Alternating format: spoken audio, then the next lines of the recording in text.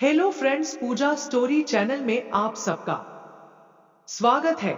मेरा नाम राजू है और मेरी उम्र 24 साल है। यह कहानी आज से 2 साल पुरानी है, जब मैं गुजरात में पढ़ने के लिए आया था। उसे समय मेरी बहन की शादी को 4 महीने हुए थे, तो 2-3 बार मेरा बहन के ससुराल जाना हुआ। मैं जब भी जाता तो मेरे जीजा की बहन, जिसका नाम सुनीता है, वह मुझसे बहुत ही खुलकर बातें करती थी और हंसकर मुझे देखती। मैं गुजरात में रहता था और मेरे जीजा कहीं दूर के रहने वाले थे, तो उनकी बहन के एग्जाम गुजरात में थे, इसलिए उन्होंने मुझसे कहा, कल मेरी बहन का एग्जाम है, मैं किसी कारणवश नहीं आ पाऊंगा, तो आज बहन को बस में भेज रहा हूं, आप उन्हें उतार लेना और कल से उनका एग्जाम दिलकर उन्हें वापस चढ़ा देना। गुजरात में मैं किराए का रूम लेकर रह रहा था। मैंने पहले से ही मूड बना रखा था कि आज तो जीजा की बहन को मान लूंगा और मजा लूंगा, इसलिए मैंने सारी तैयारी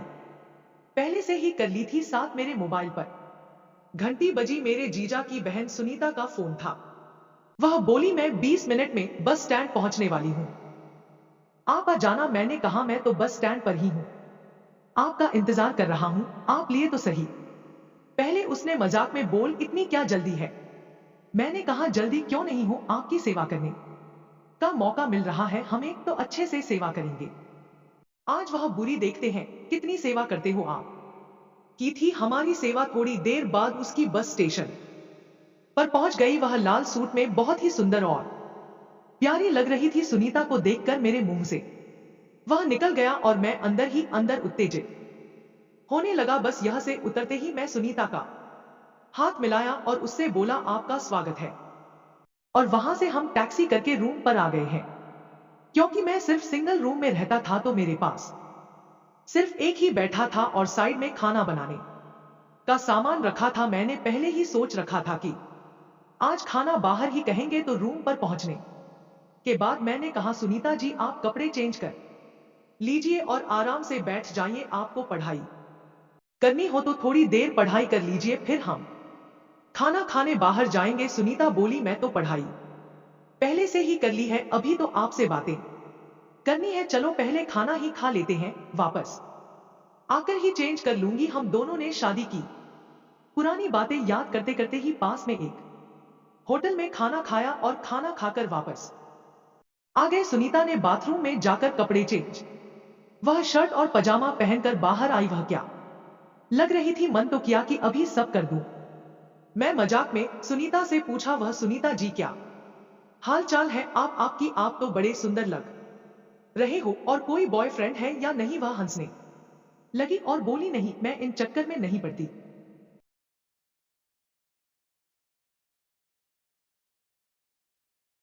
मैं तो सिर्फ पढ़ाई पर ध्यान देता हूं। फिर उसने पूछा, यहां तो सिर्फ एक ही बिस्तर है, हम सोएंगे कहां? तो मैंने मजाक में कहा, क्यों, एक पर नहीं सो सकते क्या? जब मेरी बहन और आपका भाई साथ में सोते हैं, तो आज मैं बदला नहीं लूंगा क्या? वह हंसने लगी और बोले, मेरे भाई ने तो आपकी बहन से शादी की है, तो उसका तो हक है कि वह जैसे चाहे वैसे आपकी बहन को पकड़े।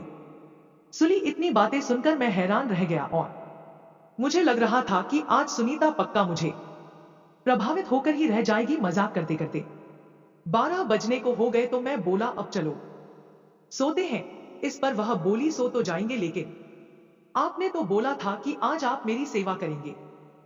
कहां गई आपकी सेवा? या फिर आपके पास दम नहीं है हमारी सेवा करने का? आप हमेशा ही बोलते हो और करती कुछ नहीं हो, सिर्फ बातें ही आती है। वह मुझे उकसा रही थी। मैं बोला, चलो करते हैं आपकी सेवा, बताइए क्या करना है? तो वह बोली, थोड़ा कर ही दबा दो, मेरा सर बहुत दर्द कर रहा है। तो वह बोली, कंधे भी दबा दो ना प्लीज, बहुत आराम मिल रहा है। तो मैं धीरे धीरे उसके कंधों की मालिश करने लगा। मैं कंधों से मालिश करते करते उनकी पीठ पर से हाथ आगे ले जाते वह धीरे धीरे दबाने लगा। वह भी मजे लेते हुए हंस रही थी। फिर मुझसे कंट्रोल ना हुआ, तो एकदम से मैंने उसको बोल दिया कि मैं तुम्हें बहुत पसंद करता हूं और आज की रात तुमसे खूब प्यार करना चाहता हूँ। उसके बाद हम दोनों ने सारी हदें पर कर दी। थोड़ी देर बाद में उसे खेल में बुरी तरह से